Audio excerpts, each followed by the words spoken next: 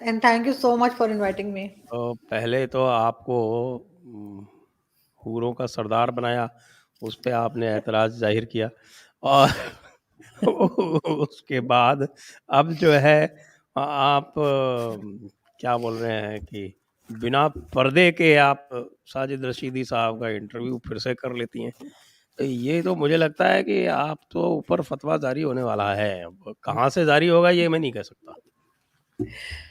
بالکل سر ایسا ہی لگتا ہے، لیکن اس بار جو میں نے ان سے سوال کیے تو اس پہ وہ کہنے لگے جی مجھے پروف دیجئے، مجھے ویڈیو دکھائیے، جبکہ میرا خیال تھا کہ میں جن لوگوں کے نام لے رہی ہوں یا جن مولاناز کے نام لے رہی ہوں ان کی باتیں تو ان کو پتہ ہی ہوں گی، بلکہ لوگ سب یہی بات کرتے ہیں کہ سادہ زندگی گزارو اور اصل زندگی مرنے کے بعد ہے. یہ تو بہت بار ہم نے سنا ہے، لیکن مولانا صاحب کہنے لگے کہ نہیں، آپ کی تیاری نہیں ہے، آپ مجھے ویڈیو دکھائیں. تو اب ویڈیو کرتے کرتے تو آپ نے اگر وہ ویڈیو چیک کیا ہے تو کئی طرح کی چیزیں نکل آئی تھی، جس میں کتے بلیوں تک کا ذکر ہو گیا تھا. جو مولانا صاحب نے کہا کہ جی فیمیلز بھی پکڑی جاتی ہیں، تو میں نے کہا نہیں میں نے تو نہیں دیکھی. تو پھر میں نے کہا مولانا صاحب کو کہ وہ کیا آپ آپ ایسی تو ویڈیوز دیکھیں گے، وہ دیکھتے تو ہیں؟ مولانا صاحب دیکھیں گے اس طرح کی چیزیں. مجھے وہ قسمیں کھلانا شروع ہو گئے سر. انہوں نے ہاں پتہ وہ نہیں کہ دقت ہے پورے وہ. خاندان کی قسمیں کھلا دی کہ آپ نے نہیں دیکھی. تو میں نے کہا بھائی میں نے نہیں دیکھی تو میں صحیح بول رہی ہوں. لیکن مسئلہ سارا یہ ہے سر، مین ایشو یہ تھا کہ سوال کرنے کی اجازت نہیں ہے. اگر ہم سوال کریں گے تو ان کو وہ جواب دے دیں اپنے حساب سے جو بھی ان کا پوائنٹ آف ویو ہے، لیکن وہ کہتے ہیں کہ جی سوال مت کیجئے. سوال کریں گے تو پھر وہ نئے نئے طریقے کے، آپ کو پتہ ہے وہ فتووں کے لیے نئی چیزیں لے آتے ہیں نکال کر.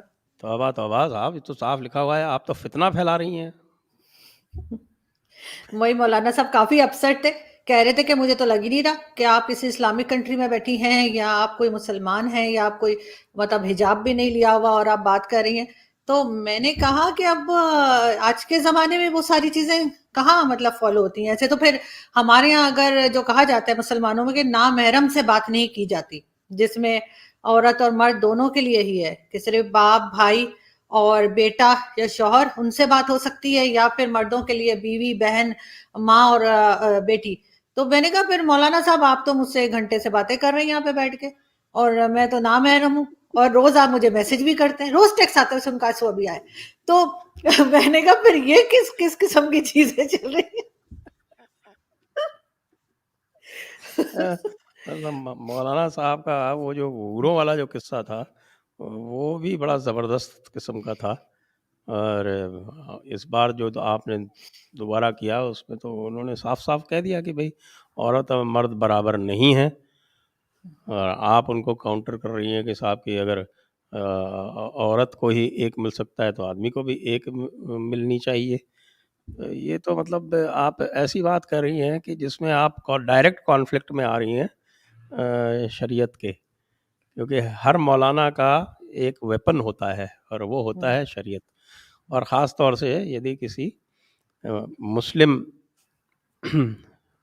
چاہے وہ لیڈی ہو اور چاہے وہ آدمی ہو، کسی کے ساتھ بھی جب وہ کرتا ہے تو اس کا وہ مین ویپن ہوتا ہے، اور اس کا پورا زور اس بات پر ہوتا ہے کہ آپ کو وہ ایک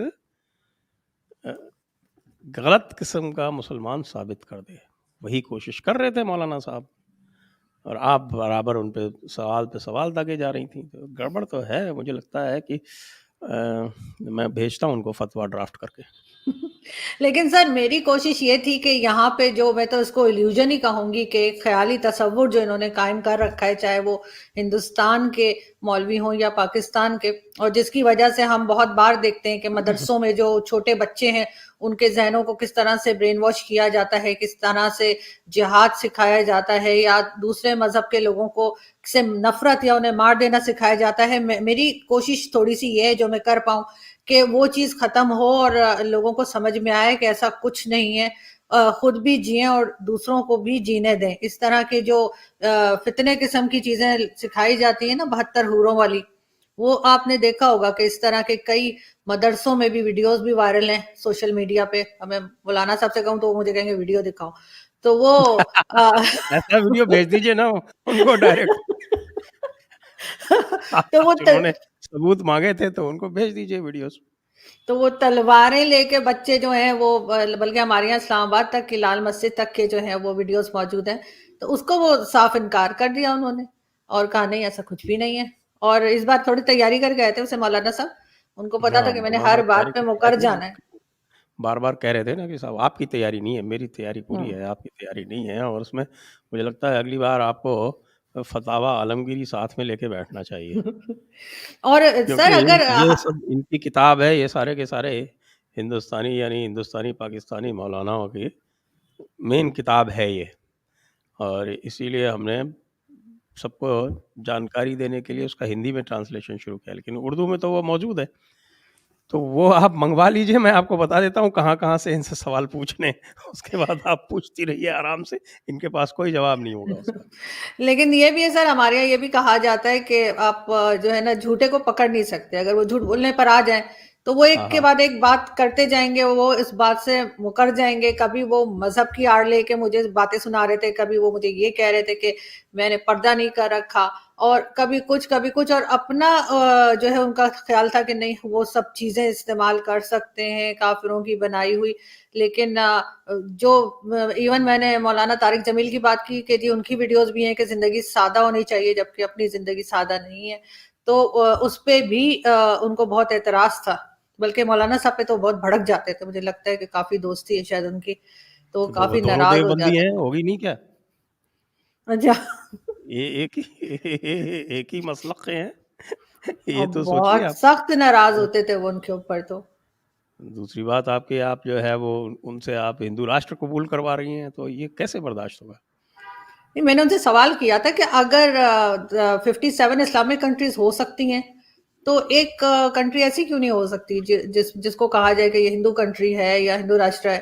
تو اس پہ وہ کافی ناراض تھے، لاؤڈ اسپیکر پہ بھی غصہ ہو گئے. میں نے کہا لاؤڈ اسپیکر نکلوا دیجئے. اور سونو نگم کی ویڈیو میں نے دیکھی تھی، وہ ویڈیو بھی وہ مانگنے لگیں گے کہ کہاں ہے. ان کی ویڈیو میں نے دیکھی تھی، سونو نگم کی وہ کہہ رہے تھے کہ صبح صبح ان کی آنکھ کھل جاتی ہے مسجد کے پاس رہتے ہیں. تو اس پہ بھی وہ بھڑک گئے تھے، تو اس بار کافی ناراض تھے.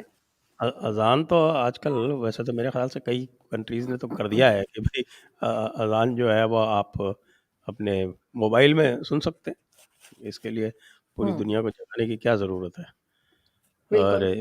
ہندوستان میں تو بالکل جس کو کہتے ہیں کہ ڈنکے کی چوٹ پہ یہ یہاں پر جو ہمارا نوائز کنٹرول ایکٹ ہے، نوائز پولیوشن قانون بنا ہوا ہے، اس کو ڈنکے کی چوٹ پہ یہ اس کا وائلیشن کرتے ہیں اور ایک طرح سے چیلنج کرتے ہیں لا کو، کنٹری کی اتھارٹی کو. اسی لیے ہم ان سے کہتے ہیں کئی بار، ہمارے لوگ بھی جو ہے نا وہ پتہ نہیں کیوں ان کو لانگ روپ دیتے رہتے ہیں، کیونکہ ان کی اس حرکتوں سے خالی کوئی ایسا نہیں ہے کہ کوئی ہندو ہی پریشان ہوتے ہوں. اس مسجد کے آس پاس جو مسلمان ہیں وہ بھی پریشان ہوتے ہیں. تو آج کے سر زمانے میں یہاں رات کی نیند جو ہے اس کو اپنی حرام کرنی ہے. سویرے 4 بجے آپ چالو ہو جاؤ پورے فل والیوم پہ.